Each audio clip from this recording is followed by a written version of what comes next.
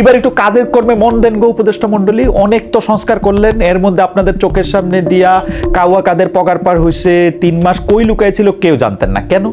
স্বরাষ্ট্র উপদেষ্টা বললেন যদি জানতাম কই আছে তাহলে ধরে ফেলতাম। হা হা, কবিতা মনে আছে ওই যে বাবুরাম সাপুরে, যে সাপের চোখ নেই, শিং নেই, নখ নেই, ছোটে নাকি হাঁটে না, কাউকে যে কাটে না, করে না কো ফোসফাস, মারে না কো ঢুসঢাস, নেই কোনো উৎপাত, খায় শুধু দুধ ভাত, সেই সব জ্যান্ত গোটা দুই আনত, তেরে মেরে ডান্ডা করে দেব ঠান্ডা। বাহ, বেশ বেশ বেশ। অর্থ উপদেষ্টারে বলি, আওয়ামী আমলে যে অপকর্মগুলি করা হয়েছে সেই অপকর্মগুলি কথা কই আর কতদিন কইবেন যে এই অপকর্ম হয়েছে? 4 মাস হয়ে গেছে গো স্যার, একটু এবার করেন। বা এই যেই অপকর্মগুলি করা হয়েছে, ব্যাংকের খেলাপি ঋণের টাকাগুলি যে নেওয়া হয়েছে সেগুলিকে আমরা ফেরত পাবো। ভবিষ্যতে যেন এরকম না হয় তার জন্য কি ব্যবস্থা করতেছেন আপনারা?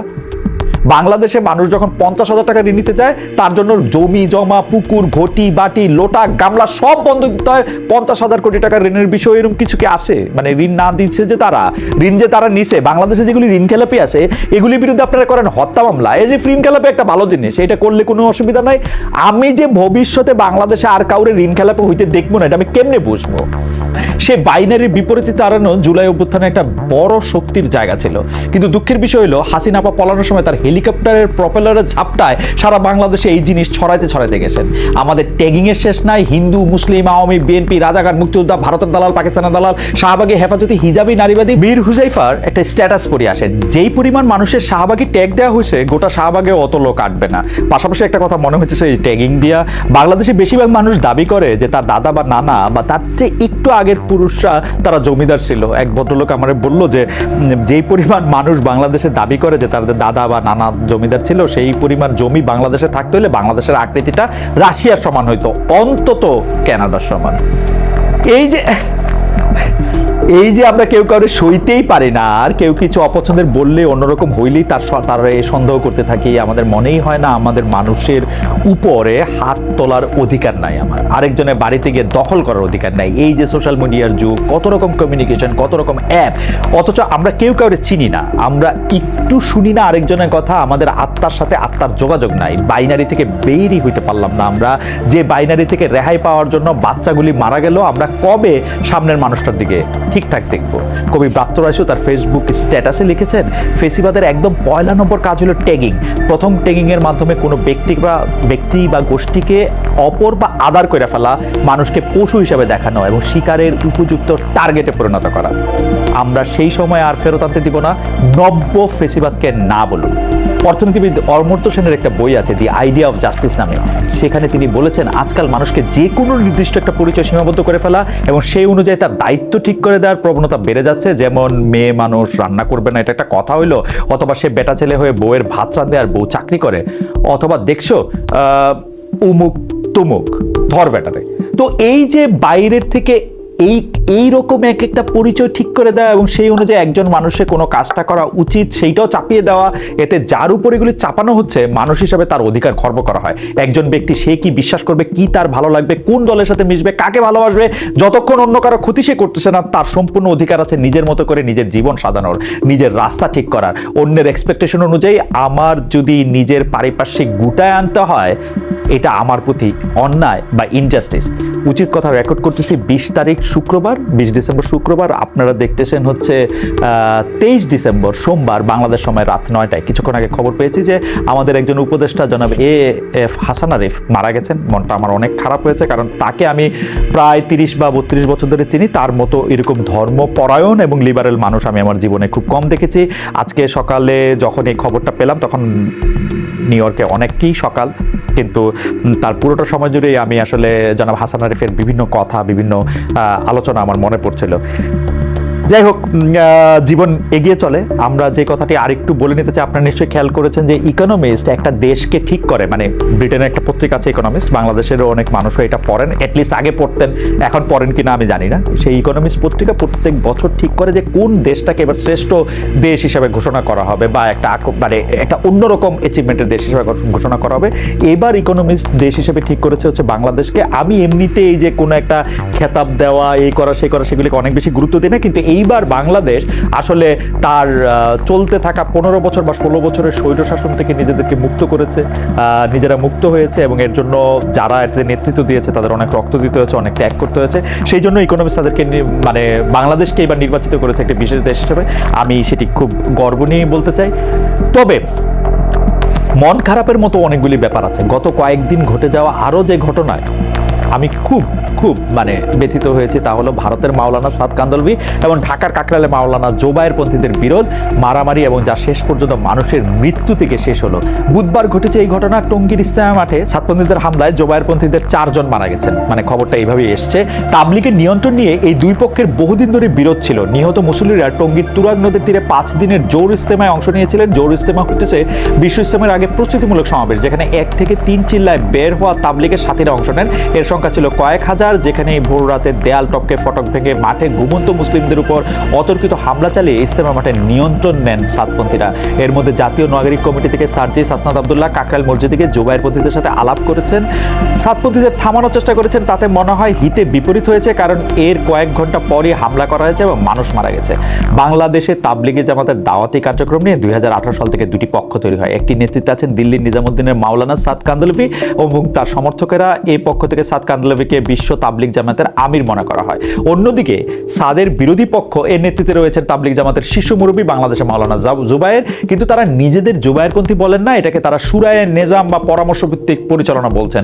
জুবায়েরপন্থীরা আবার মনে করেন সাদ কোরআন হাদিসের অপব্যাখ্যা করেছেন, তাই তাকে তারা আমির মানেন না। এ নিয়ে বিভিন্ন রকম তর্ক বিতর্ক আছে। মাওলানা সাদ এই কারণেই 2018 সালের পর থেকে আর বাংলাদেশে আসতে পারেন না। প্রথম যে বিষয়টি মাওলানা সাদের মানে বলা হয় যে মাওলানা সাদের যে কথাটি আসলে আমাদের অনেককে অসন্তুষ্ট করেছে, সেটি হচ্ছে যে মাওলানা সাদ প্রায় কথাটি এরকম করে বলা যায় যে মাওলানা সাদ বলেছিলেন যে এই কোরআন হাদিসের কথা বলে বা নামাজ পড়িয়ে এটা টাকা নেওয়া যাবে না, বা এটার মধ্যে টাকা নেওয়াটা আসলে ঠিক না। এই কথাটাই নাকি সর্বপ্রথম এদেরকে আঘাত করেছিল বেশি, যারা সাদের বিরোধিতা করছেন তারা। আমি এই পক্ষে বিপক্ষে কোনো কিছুতেই যেতে চাই না, কিন্তু আমি যেটা বলতে চাই, গত বছরের নভেম্বরে ধর্ম আর স্বরাষ্ট্রমন্ত্রী এর একটা সমাধান দিয়েছিলেন যে 2 ভাগে ইস্তেমা হবে, প্রথমে জোবায়েরপন্থী পরে সাদপন্থী, কিন্তু সে পর্যন্ত পৌঁছানোর আগেই যা হওয়ার হইল। তাবলিগি জামাতের আসলে কিন্তু আমার জানা মতে কোনো রাজনৈতিক উচ্চাভিলাষ নাই। তারা কোনো চেয়ার দখল করতে চায় না, কোথাও গিয়ে রাজা উজির হইতে বা সংসদ সদস্য সমন্বয়ক এগুলি হইতে চায় না। তারা চায় ইসলামের দাওয়াত দিতে, নামাজ রোজা বা এরকম রিচুয়ালিস্টিক ইসলামের পাশাপাশি এইটা যে পরিপূর্ণ একটা জীবন ব্যবস্থা তা তারা জানাইতে চায়। তারা পারস্পরিক সাংস্কৃতিক লেনদেন চায়, চলাফেরা, থাকা, খাওয়া অথবা ঘুমানোর বিষয়ে ইসলামে বিশ্বাসীদের নিজস্ব একটা সিগনেচার আছে, তারা এর মধ্যে থেকে নিজেদেরকে পরিচিত করতে চায়। পাশাপাশি একটা কালচারাল মেলবন্ধন যেটা দরকার, সেই মেলবন্ধনের ক্ষেত্রেও তারা সেটার চেষ্টা করে। সেই জন্য সাউথ আফ্রিকার তাবলিগ জামাতের লোকেরা অস্ট্রেলিয়া যায়, অস্ট্রেলিয়া থেকে পাকিস্তান আসে, সেখান থেকে ইন্ডিয়া যায়, বিনিময়ের মাধ্যমে একটা একই ছাতার নিচে তারা আসতে চায়। 1926 সালে ব্রিটিশ ইন্ডিয়াতে তাবলিগ জামাত যখন শুরু হয়েছে, এইটা ছিল তাদের প্রধান উদ্দেশ্যের একটা। এরা সারা দুনিয়ায় এত সফল কারণ তাদের বিশ্বাসের জায়গাটা থেকে তারা সবকিছু করেন। যেমন দেখেন বাংলাদেশের মতো একটা দেশে, যে দেশের মধ্যে অনেক রকম সমস্যা আছে, আমরা তো অনেক বড়লোক দেশ না, কেউ আসলে আমরা তো তারা 5 স্টার হোটেলে থাকতে দিতে পারি না। আমরা টঙ্গীতে তাদেরকে একটা ছোট্ট একটা ইনসিগনিফিকেন্ট মাঠ দেই, যে মাঠটার মধ্যে আমরা প্রপার বাথরুম বা টয়লেট ফেসিলিটিসও আমরা দিতে পারি না। এবং এই মাঠের মধ্যে জমায়েত হয়ে কোনো রকম একটা সভা করা, সেইটা কিন্তু কোনো ধরনের মানে কি বলবো, ইসলামের যে 5টা স্তম্ভ, আপনি হজ করতে যাবেন, এইটা যেহেতু যেটা আপনার ফরজ, আপনার টাকা পয়সা থাকলে এরকম না কিন্তু ঘটনাটা। এইটা বাংলাদেশ থেকে, বাংলাদেশ এটা একটা সাধারণ একটা আয়োজন করে, সাধারণ মানুষের একটা জায়গা থেকে, কিন্তু তারপরও যে এতগুলি জায়গা থেকে লোক আসে, সেইটা আসলে এইটা দেখাশোনা এবং মেলামশার মধ্যে থেকে একটা বোঝা পড়ার জন্য, যেখান থেকে সবাই বুঝতে পারে যে ইসলামের পতাকা তলায় থাকলে জিনিসটা কিরকম হইতো।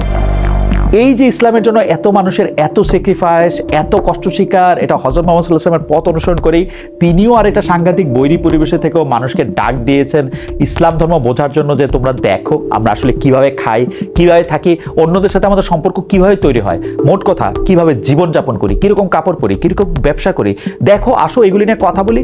এই যে পারস্পরিক কথাবার্তা, এই যে দাওয়াত, এইটা অনুবাদ করতে গিয়ে তাবলিগে জামাত সারা পৃথিবীতে ঘুরছে। তারা ঘর বাড়ি, নিজস্ব ব্যবসা বাণিজ্য, চাকরি ফালায়া বা কোনো সময় বা কোনো সময় নিজেদের অনেক কাজের সময় তার আর পরিমাণ অ্যাডজাস্ট করে হলো তারা এই জিনিসগুলি করতেছে।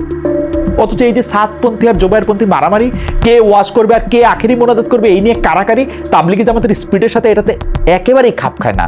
এখন দেখেন কে এইটার মধ্যে ওয়াজ করবে, কে আখেরি মোনাজাত করবে, এটা নিয়ে যখন দুইটা পক্ষের সৃষ্টি হয়েছে, আমাদের কি উচিত হয়েছে এই বিভেদের আগুনে আরো তেল ঢালা, নাকি এইটা কিভাবে থামানো যায় সেটা দেখা? আমরা টঙ্গীতে একটা ছোট মাঠ দিছি, শুধু এমন একটা মাঠ, আমি আগেও বলছি যে এটা আসলে ফরজ ইবাদতের জায়গা না, মানে এটা তো মক্কা না, এটা তো কাবা শরীফের লোকজন হজ করতে যাবে, ইসলামের 5টা স্তম্ভের একটা, অনেক বড়দের এক ফরজের একটা, তা তো না। যথেষ্ট টাকা থাকলে হজ আদায় করতে হবে বাধ্যতামূলক, তা কিন্তু না।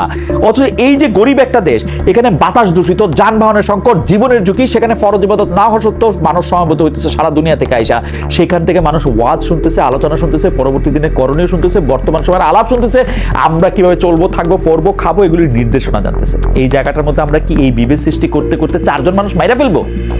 মারা গেছে কিন্তু 4 জন লোক, 4 জন মানুষ আমরা মাইরা ফেলবো? কি প্রতিষ্ঠা করতে আপনারা তাদেরকে মেরে ফেলা হলো বলেন তো?